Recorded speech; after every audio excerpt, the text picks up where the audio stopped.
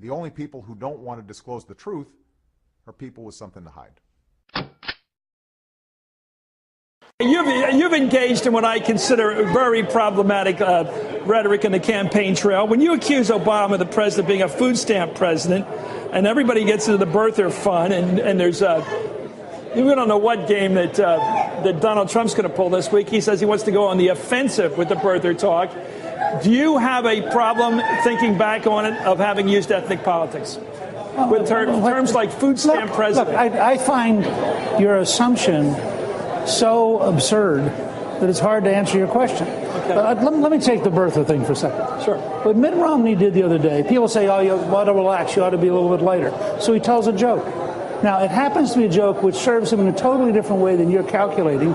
It reminds everybody in Michigan that he was born in Michigan. He's a Michigander. Yeah. And the poll that came out this morning, he closed a 5-point gap in Michigan. Well, how does that justify the use of that reference to birther talk when birther talk has been poisonous? It was a throwaway line. It's part of the common culture. Yeah. You think it's funny that the president had to show his papers to shut down the birther talk?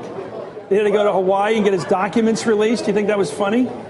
I think that it is bizarre that people think that it is a challenge to be able to say, I was born there, here's my birth certificate. What's the big deal?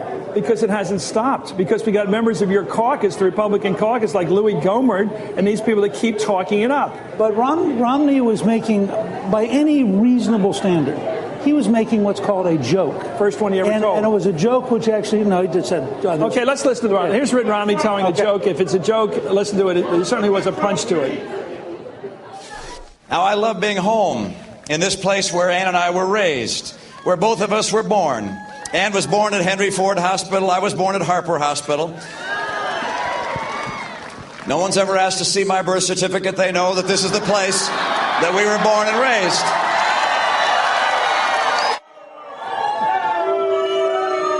You know, it's amazing how...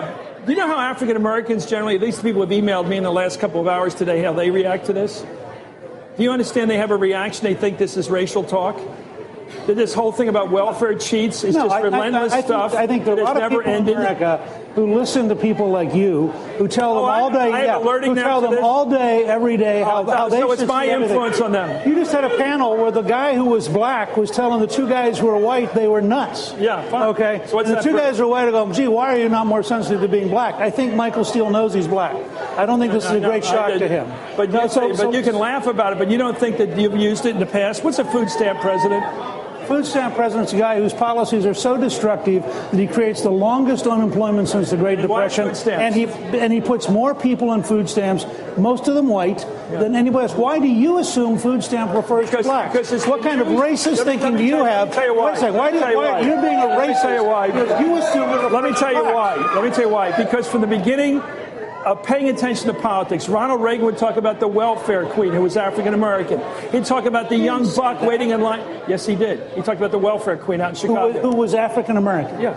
I don't believe he ever used the term. No, he didn't say. He didn't have to. He also talked about. Let me try this. How about the young buck waiting in line for food stamps to buy booze with? This is a history we have here, and this lingo is so clear to every African American watch right now. So we're not allowed to tell the truth about food stamps. You sit here and chuckle about it as if it's not a game you're playing. Wait a second. We're not allowed to talk about food stamps because your sensibility tells us that 35 years ago.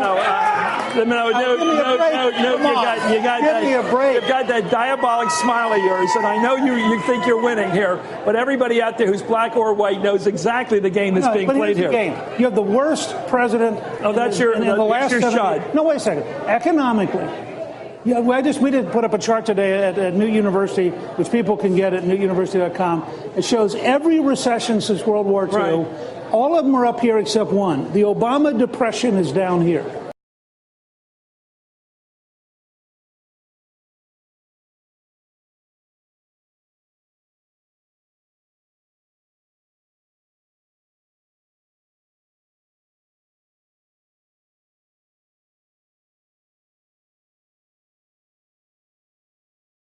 The only people who don't want to disclose the truth are people with something to hide.